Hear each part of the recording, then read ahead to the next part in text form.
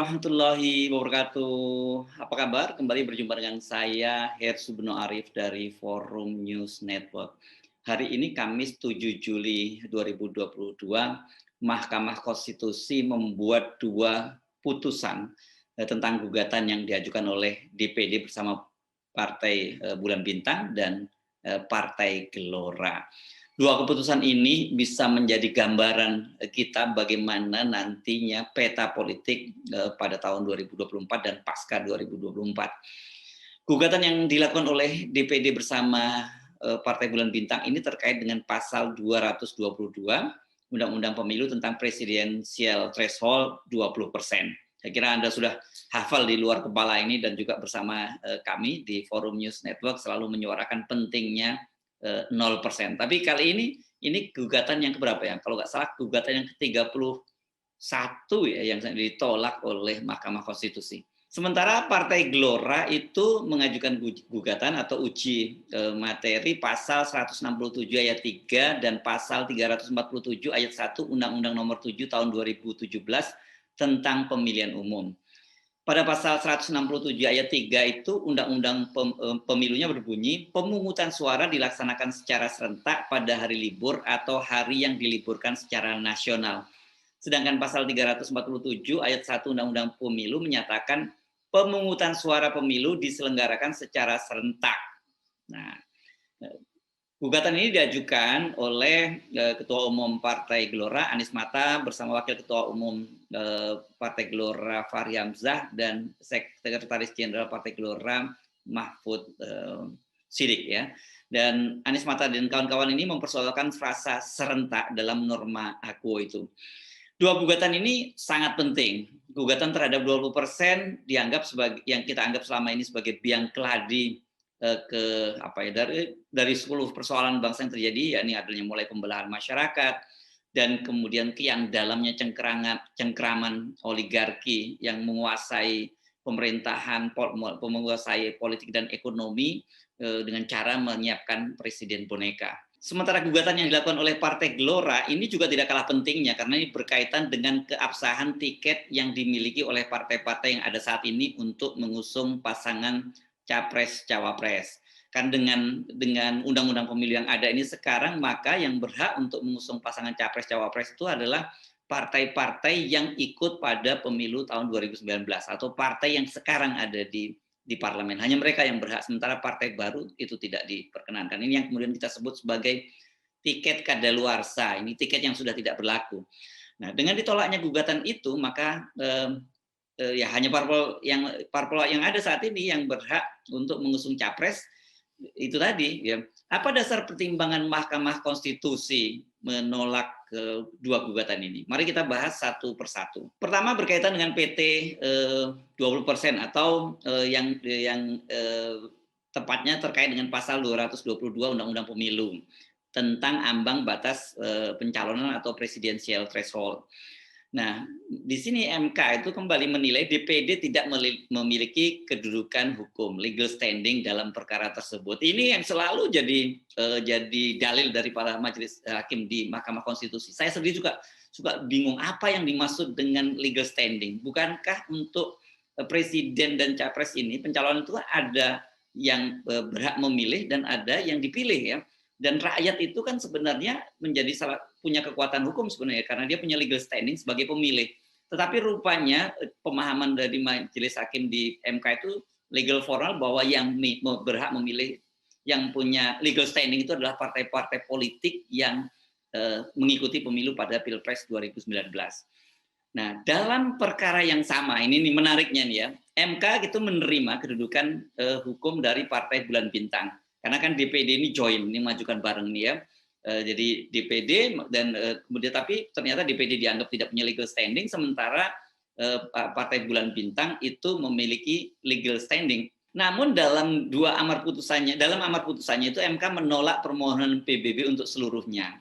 Karena MK tetap pada pendapatnya bahwa pasal 222 Undang-Undang Pemilu itu konstitusional. Dan mengenai angka ambang batas yang ditetapkan merupakan open legal policy. kewenangan dari pembuat undang-undang. Jadi ini selalu saja yang diduain ya, yang dimain-mainkan. Jadi kalau kita tadinya berharap bahwa oke, kalau memang tidak partai-partai atau perorangan partai-partai yang belum mengikuti pemilu atau perorangan yang mengajukan itu tidak punya legal standing. Kalau gitu partai yang ikut pemilu punya dong legal standing. Seperti tadi yang disampaikan Bulan Bintang. Nah, rupanya ini dikembalikan lagi ke tadi bahwa batasnya ini open legal policy atau kewenangan pembuat undang-undang. Dalam hal ini mestinya mungkin maksudnya dari hakim itu ya jangan mengajukan judicial review tapi pokoknya review itu bukan reviewnya dari Mahkamah Konstitusi. Nah, kalau kayak dengan dasar seperti ini kelihatannya gugatan yang diajukan oleh PKS juga akan mengalami persoalan yang sama. Jadi dia punya legal standing tetapi itu akan disebut open legal policy. Jadi harusnya dikembalikan pada pembuat undang-undang dan dalam hal ini PKS karena dia partai dalam parlemen, jadi harusnya dia membicarakan itu di parlemen juga, bukan malah membawanya ke Mahkamah Konstitusi. Kira-kira gitu ya kalau kita memahami cara berpikir dari hakim di Mahkamah Konstitusi.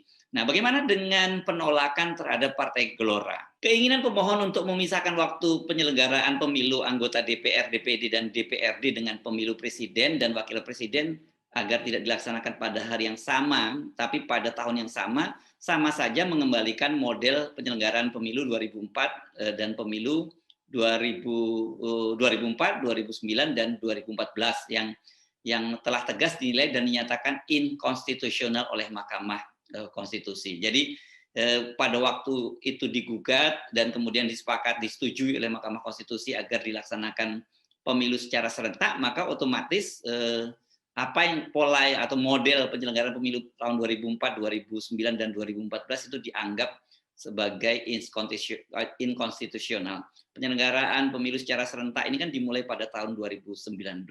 Bahkan soal penyelenggaraan pemilu serentak ini telah ditegaskan kembali dalam putusan Mahkamah Konstitusi nomor 16 garis miring PUU garis hubung 19 garis miring 2021 yang diucapkan dalam sidang pleno terbuka untuk umum pada 24 November 2021. Itu kata Hakim anggota Zaldi Isra yang membacakan putusan. Oleh karena itu belum terdapat alasan hukum dan kondisi yang secara fundamental berbeda bagi Mahkamah untuk menggeser pendiriannya terhadap isu pokok yang berkaitan dengan frasa serentak. Sehingga norma pasal 167 ayat 3 dan pasal 347 ayat 1 Undang-Undang Nomor 7 tahun 2017 haruslah tetap dinyatakan konstitusional. Itu lanjut dari Zaldi Isra.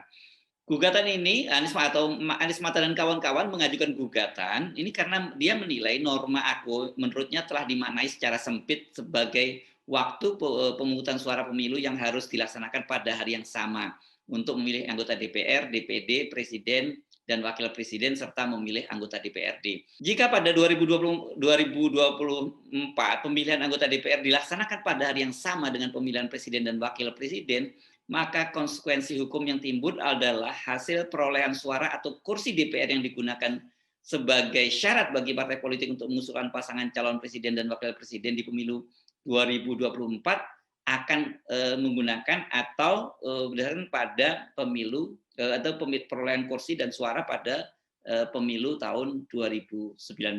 Seperti tadi saya katakan, ini tiket kadaluarsa ya. Karena bagaimana mungkin itu tiket pada tahun 2019 digunakan untuk dasar pemilihan presiden pada tahun 2024. Karena kita tahu ada semacam orang yang sifat politiknya swing gitu ya, dia bisa berpindah dari satu partai ke partai lain gitu, dan juga bisa bermacam-macam alasan orang pindah partai ini. Jadi artinya bisa saja terjadi pilihan pada tahun 2019 itu berbeda dengan pilihan 2024. Jadi nggak fair dong kalau tetap menggunakan dasar pada pemilu 2019 untuk mencalonkan presiden pada pemilu 2024. Belum lagi juga ada yang orang sudah meninggal dan sebagainya. Jadi suara partai juga belum tentu sama seperti sekarang ini. Belum lagi tadi saya katakan bagaimana dengan partai-partai yang baru ikut pemilu pada 2024. Mereka tidak punya hak untuk mencalonkan presiden. Padahal bisa saja terjadi suara mereka misalnya memenuhi ambang atau memenuhi presidensial threshold atau bahkan bisa juga melampaui partai-partai yang ada. Di situ yang saya kira yang tidak fair ya. Bagaimana reaksi Ketua DPD Lanyala Mataliti berkaitan dengan penolakan uji material yang dilakukan oleh Mahkamah Konstitusi ini?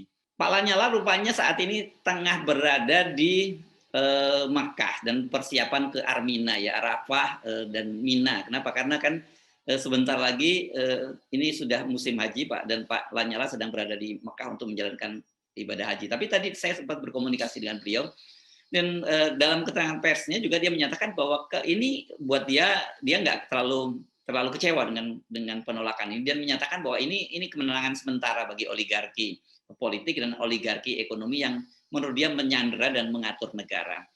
Mengapa saya katakan kemenangan sementara? Karena saya, kata Lanyala, akan memimpin gerakan mengembalikan kedaulatan negara ini ke tangan rakyat sebagai pemilik sah negara ini. Tidak boleh kita biarkan negara ini dikuasai oleh oligarki, kata Lanyala dari Makkah.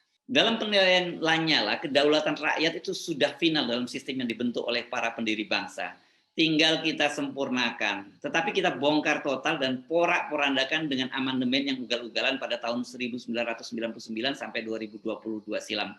Yang kini sekarang ini kan kita kenal sebagai Undang-Undang Dasar 2022 ya, bukan 2002, bukan Undang-Undang Dasar tahun 1945, karena ada seorang profesor di Universitas Gadjah Mada, Profesor Kailan, yang menyatakan bahwa undang-undang ini sudah isinya udah 90% diubah. Jadi ya bukan lagi di amandemen kalau sudah 90%. Nah, lebih lanjut kata Lanyala, kita ini menjadi bangsa yang durhaka kepada para pendiri bangsa. Akibat tujuan negara ini bukan lagi memajukan kesejahteraan umum, tetapi memajukan kesejahteraan segelintir orang yang menjadi oligarki ekonomi dan oligarki politik. Terkait pertimbangan hukum Majelis Hakim, Lanyala mengaku heran ketika Majelis Hakim MK yang menyatakan bahwa pasal 222 Undang-Undang Pemilu disebut konstitusional. Padahal itu kan nyata-nyata tidak ada ambang batas pencalonan di pasal 6A Konstitusi kita, Undang-Undang Dasar 45. Dan ini kan jelas bertentangan dong dengan konstitusi, dan situ artinya menjadi kewenangan dari Mahkamah Konstitusi untuk menangani pengujiannya. Dan yang paling inti adalah Majelis Hakim MK tidak melihat dan menyerap perkembangan kebutuhan masyarakat. Padahal hukum ada itu untuk manusia, untuk rakyat, bukan manusia untuk hukum. Hukum bukan skema final, perkembangan kebutuhan masyarakat harus jadi faktor pengubah hukum. Itu inti dari keadilan, kata Lanyala. Pasal 222 adalah pasal penyumbang terbesar ketidakadilan dan kemiskinan struktural di Indonesia. Melalui pasal ini, oligarki ekonomi mengatur permainan untuk menentukan pimpinan nasional bangsa ini, sekaligus menyandera melalui kebijakan yang harus berpihak pada mereka. Pasal 222 ini menurut Lanyala juga menyumbang besarnya biaya koalisi partai politik dan biaya pilpres, dan itu kemudian menjadi pintu bagi oligarki ekonomi untuk membiayai semua proses itu. Karena itulah DPD RI kemudian menyalurkan aspirasi masyarakat melalui gugatan ke Mahkamah Konstitusi. Bagaimana dengan Partai Gelora? Saya menghubungi Wakil Ketua Umum Partai Gelora, Fahri Hamzah, yang dia juga sekaligus bertindak sebagai pengacara. Dia menilai argumen penolakan oleh Mahkamah Konstitusi itu masih bersifat minimalis. Ada beberapa catatan Fahri. Pertama, itu legal standing mereka diterima. Kedua, Mahkamah Konstitusi menyatakan dasar pengajuannya baru, tidak mengulang yang lama, artinya diterima. Ini bukan nebis in idem ya. Ketiga, ini yang menjadi dasar penolakan, hanya saja Mahkamah Konstitusi menyatakan pemisahan pemilu pernah ada pada tahun 2024, 2019 dan 2014. Apakah dengan keputusan Majelis Hakim tersebut yang mengakui legal standing-nya dan dasar pengajuan gugatan baru diterima, Gelora akan kembali menggugat? Fahri ketika saya tanya, dia mengatakan masih harus dibicarakan dalam rapat partai. So, apa yang bisa kita simpulkan untuk sementara ini dengan ditolaknya dua gugatan tersebut? Pertama, ini MK ini ya kita nggak berlebihan kalau menilai bahwa MK ini tetap jadi kokoh pada posisinya sebagai penjaga kekuasaan, ya, penjaga estabilisme. Kedua, Pilpres 2024 tetap akan menggunakan ambang batas atau presidensial threshold 20%. Ini ya sampai hari ini begitu posisinya. Dengan begitu maka calon pasangan presiden dan wakil presiden itu kita bisa bayangkan maksimal paling banyak ya akan hanya 3 pasang calon ya. Kalau partai-partai pemerintah ini sekarang kompak karena partai pemerintah itu sekarang menguasai 81,9, ya paling banyak itu 2 pasang calon saja. Dan seperti kita ketahui kan konsekuensi dari 2 pasang calon itu apa ya? Ini saya kira kita masih bagi 2 dulu, sorry. Maksud saya dan konsekuensi dari 2 pasang calon itu kita bagi lagi menjadi 2 ya. Pertama ini akan mengulang pembelahan seperti Pilpres 2019. Sampai sekarang masih terus saja ada pembelahan cebong dan kadrun atau cebong dan kampret. Yang kedua, sesungguhnya kalau memang tetap PT 20% hanya akan ada calon tunggal. Namun untuk formalitas itu akan dibuat 2 pasang calon dengan 1 pasang calon lain adalah calon boneka. Yang ketiga, ini Pilpres 2024 itu hanya partai-partai lama yang berhak untuk mengusung pasangan capres cawapres dengan tiket yang sudah kedaluarsa tadi seperti saya sebut. Nah, ini yang kedua, partai yang baru ini tidak akan bisa ikut mencalonkan pasangan capres cawapres kendati perolehan suara mereka mencukupi bahkan mungkin melampaui PT 20%. Ini mungkin loh ya, tapi rasanya sih berat ya untuk partai baru melampaui 20% itu. Nah, untuk poin kedua ini juga tetap berlaku seandainya gugatan dari PKS yang minta agar PT 20% diturunkan menjadi 7 sampai 9% itu dikabulkan oleh majelis hakim. Dengan begitu, hanya partai-partai yang ada di parlemen sekarang ini yang bisa mengajukan capres. Sekali lagi, itu dengan tiket yang kedaluarsa. Tapi kalau tadi saya sebut ya, kalau melihat pertimbangan dari majelis hakim bahwa itu open legal policy, kelihatannya kemungkinan besar gugatan dari PKS juga bisa ditolak oleh majelis hakim. Ngeri banget ya. Apakah Anda masih tertarik untuk ikut pemilu? Karena sesungguhnya hasilnya itu ya akan percuma saja karena kenapa ya? Siapa yang akan menjadi capres dan cawapres itu sudah ditentukan sejak sekarang oleh para oligarki. Saya Hersmono Arif dari Forum News Network. Sampai jumpa lagi. Wassalamualaikum warahmatullahi wabarakatuh.